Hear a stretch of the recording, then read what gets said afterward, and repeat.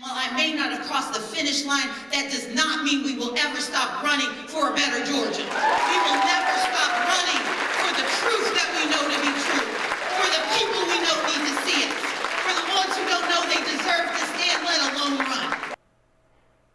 That was Stacey Abrams conceding last night after suffering a second loss to Republican Governor Brian Kemp. Abrams first ran against him back in 2018 on a similar platform, aiming to curb voter suppression, expanding access to health care, protecting abortion rights, and internet access. Abrams narrowly lost her bid for the governor's mansion by 8 percentage points, not so narrowly. Yeah. In Texas, Democratic challenger Beto O'Rourke also made an unsuccessful attempt to unseat the governor. He lost to Republican Greg Abbott by nearly 12 percentage points. Here's a little bit from his concession speech. Without fail, the unconditional love and support and the push that you give me day in and day out kept me going throughout this. So, Mom, I love you so much. Who knows what's next for any of us, right? I just cannot thank you enough. O'Rourke made a go, we remember, in 2018 for Senator Ted Cruz's seat, but did not win there either. Abrams and O'Rourke both ran on progressive platforms, but did not bring home victory twice.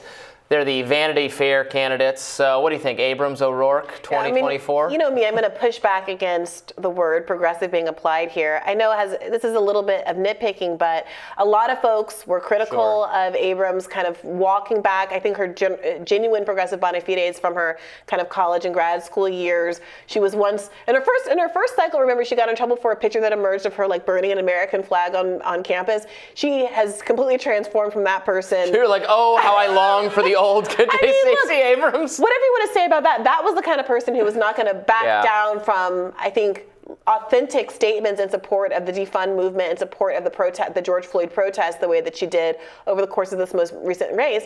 And frankly, there are some key differences between how she ran this time and how she ran even in 2018, when she had a much more broad populist message and did a good job connecting with a lot of rural Georgia voters who were not black. Yeah. Now she, I think, has overinvested in not just quote unquote progressive issues, but the specific issue of voter suppression, which, despite, as we covered on the show, raising millions of dollars, her PAC, Fair Fight, drummed up more than $110 million over the past 4 years with very little show for it. Brittany Gibson was on the show, I believe, last week, talking about how $9.4 million went to legal fees for cases that were not successful, to a law firm that was headed by her close friend and gubernatorial campaign chair, which seems untoward in many people's eyes. Yeah. All of that was hinged, like so much of this money and effort was hinged on this idea of voter suppression, and we see historic turnout over and over again in the state, and I think it's just not gelling for voters. And Abrams wants you to believe that talking about things like that is an example of misinformation targeting her key constituency, black male voters. She has explicitly thrown them under the bus. She said they were targeted with misinformation. Keisha Lance Bottoms backed up that talking point when she was interviewed. I saw there was a speaker at Howard University the other day, author and activist, who also said the demon of disinformation is affecting black male voters. And when you say misinformation, what you're hinting at is some kind of nefarious Russian-backed plot. You're going back to 20. Let's read between the lines. You're saying Russian social media forces are trying to convince black voters or black male voters that the Democrats don't do enough for them and they should just stay home, which is a message that is totally fair to make, not actually nefarious, also not changing the results of elections in 2016 or anywhere else. But that's the excuse making that Stacey Abrams clings to. And also O'Rourke, this is someone who did well but did not win against Ted Cruz, then thought he could run for president, didn't succeed at that, and now he's not succeeded at that. These are two people. I put them together because I think they're in the same bucket of people who were minted to stardom and celebrity status by the mainstream media, or progressive media, not left but progressive. I try to draw a little bit of a distinction there. We're celebrated. We're said these are our people, even though they have no very little proven track record of winning.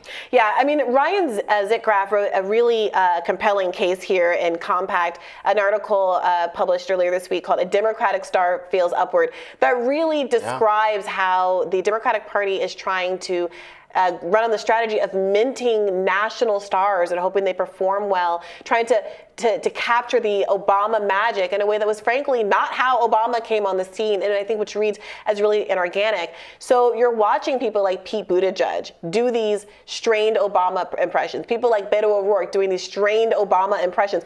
I saw a local candidate here in DC on posters who seemed to be doing a Beto O'Rourke impression of Barack Obama, and it's just getting out of control. And at some point, the Democratic Party has to realize this strategy is not working. People don't seem to be wanting to vote for a celebrity. If you look at the success of someone like John Fetterman, I hope that proves the value of being integrated into a community, of having organic name recognition that comes from running locally as opposed to being kind of dropped down from the CNN pundit land.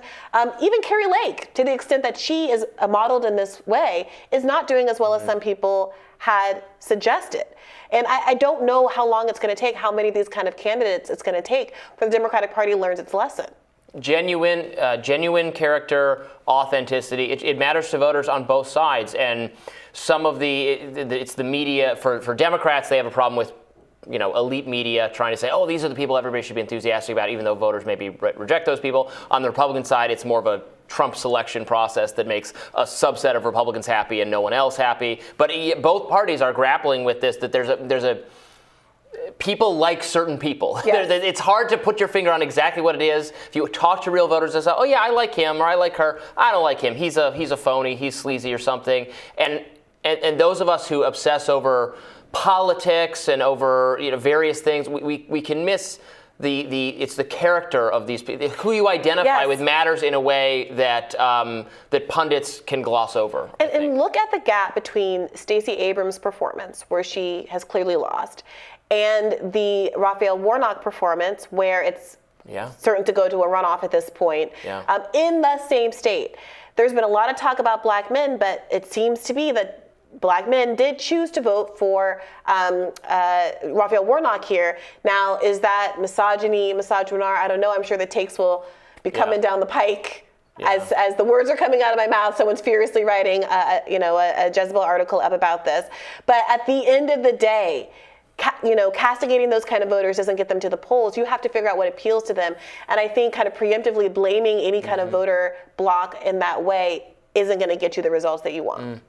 One other thing I wanted to mention, and now seems as good a time as any to mention it, there is no way Joe Biden is not running for re-election. Yeah. Joe Biden is running for re-election. Yeah. Kamala Harris is running for re-election as his VP. That will be the ticket. If there was any, I think it was always going to be that way, but there's no one should. Look at that. They just staved off the defeat that everyone expected. I don't know how they did it. We're still going to be discussing it and trying to figure it out. But yeah, this is gonna quiet.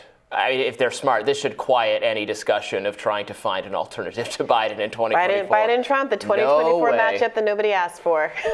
Tomorrow on Rising, Executive Vice President of the Quincy Institute for Responsible Statecraft will join us to break down, Trita Parsi will join us to break down what the election results mean for U.S. involvement in the Ukraine-Russia conflict. Obviously, we want to get into more. This was a day for politics, but we'll certainly get into more of the policy ramifications for divided government or some of the new faces we'll be seeing in Congress. We'll also speak with the managing editor of the Texas Tribune, about key races in Texas and the potential implications as we look ahead to 2024. Be sure to like, share, and subscribe so you never miss any content. And for those of you who prefer to listen while on the go, we are available anywhere you listen to podcasts. Well, this has been fun. We'll see you back here tomorrow. Hopefully we'll know more. Some of these races still to be decided, so stay tuned for more Rising tomorrow and later, etc. Bye-bye. Bye-bye.